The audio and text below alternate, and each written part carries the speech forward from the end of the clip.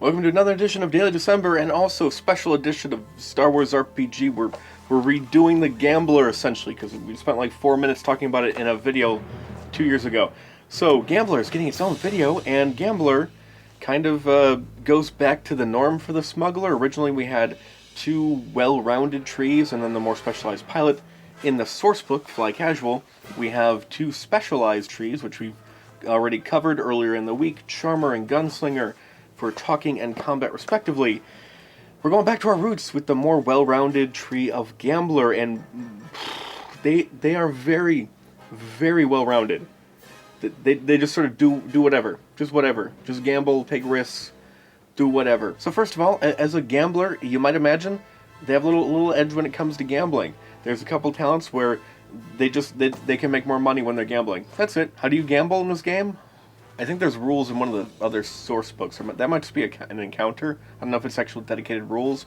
Typically, you just do a skullduggery check to represent a hand or a tournament or whatever else, but you can get more money this way. We had a gambler character who was like a gambler addict goat person, and he would bet people within the party to do like double or nothing, but I think he kept winning like over and over and over again. It was not helping his addiction at all. He was just being enabled, basically. But that was his obligation. He was a gambling addict, and it just kept working and working and working. Speaking of gambling, we have one of those general talents. It's a string of talents, basic, improve, and supreme, where basically you get to do a little bet with your check. Whatever check it is that you're doing, could be anything, you can make it harder on yourself, but if you succeed, you get even more of extra benefits piled on top of it.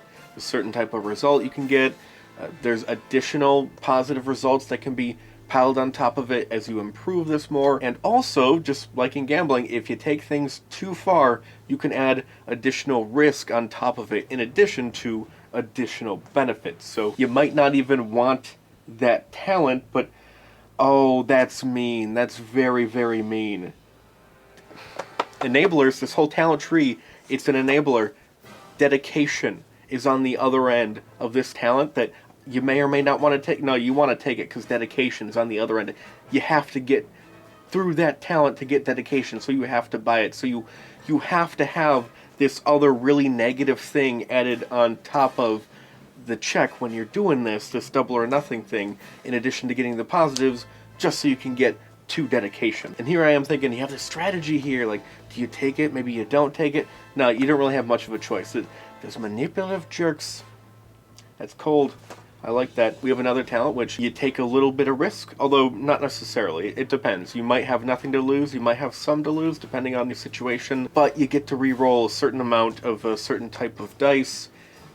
It might be better for you. It might be worse for you. It might be worth the risk to, well, it's not that bad. It could be worse, but it also could be better. Okay, let's re-roll. Crap. Also, this might not seem quite as risky at a glance, so you have to read the description. As always, read the description section so you know how this works, so you're not getting an unfair advantage with your talent. Speaking of reading the description to know how a talent works, we have another talent which basically at a pretty low cost, so you can't do it that often, you can manipulate the destiny pool in your group's favor, which is wonderful. But again, though in reverse this time, it may seem like this works differently than it actually does. It may seem it might be more beneficial. You have an extra use out of this talent than you actually do.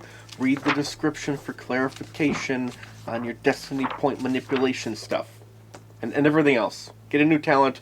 Read the description. I cannot say that enough. Now, also keeping in line with the whole gambling thing, we have two of those talents where really big, high cost, you get to re-roll certain skill checks. There's a couple different ones across 2 different talents. 4. There's 4 different skill checks that you can re-roll if you want to. But when you're re-rolling it, maybe you're doing it because the roll is complete garbage. Maybe you're doing it because it's just okay, but you would really like it to be better. It would really be a big help if it were better. So is it worth the re-risk? It could be worse. You don't know. We have 4 opportunities to do that, with a max of 2 per session because of how they work. Now let's move on to the talking aspect of the character, because there is a little bit of that kind of makes sense. A smooth talking gambler. There's a bit of sleazy criminal underworld Han Solo, Lando Calrissian, and Schmoozer vibe in terms of their talking, and they get help with a decent variety of presence-based talking stuff, but also cunning. It is kind of hard to tell which gets more help, the cunning-based talking or the presence-based talking, although technically if you focus on presence, you're covering a wider variety of skills there, so it's disproportional. But also, they help in different ways. One gets help in a minor way more often, the other in a major way less often, but also there's that smooth talker talent where you get to pick a talking check to focus on. So, it kind of depends. You have some flexibility. What kind of talker are you better at? But overall, there's not one where you really stand out in a big way. Although that doesn't really matter. We have all these talents that can apply to anything. You're so naturally flexible that even having a little bit of talking focus and whatever variety of talking checks, or you want to focus more on one, or whatever else you do with your skill checks, you get a lot of help with that and also other stuff as well because of these talents. I didn't even mention the big one. They use one of the characteristics that's important to this character instead of the normal characteristic applied to a skill check, but you can't do it that often. It's one of those talents. You get one of those, so there's even more flexibility here. So what does the gambler do? Whatever the hell the gambler wants, basically, though you do have a natural edge for talking. Also, though, we do get computers as a career skill, which is weird, but I have to mention it.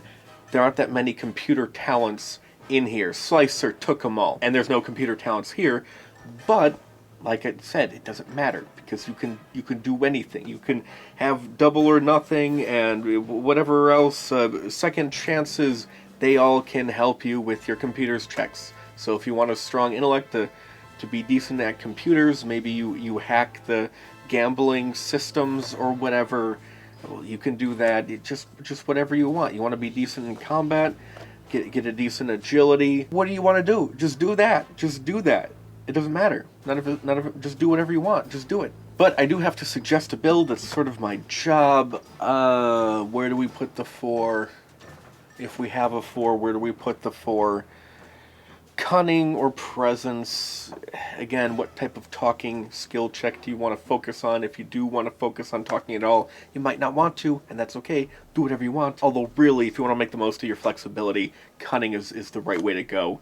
So yeah, I would say 4 in cunning. That's actually really hard to argue against.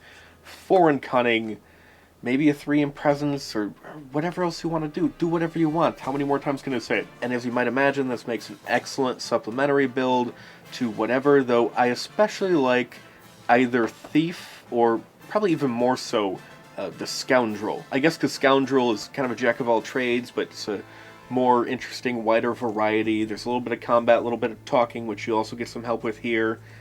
They kind of mesh together really well, this one and Scoundrel, but anyone can benefit from this, though it is one of those things where it's just married to the theme of a high-risk taker kind of person. It's hard to imagine that many trees that feel like they fit really well with this. At least I feel like I want to make a character that fits that really well. I guess like a hotshot pilot or something would work well with this, or Scavenger. Scavenger from Rise of the Separatists, because they can tweak their equipment, but there's a high risk, high reward kind of factor in there.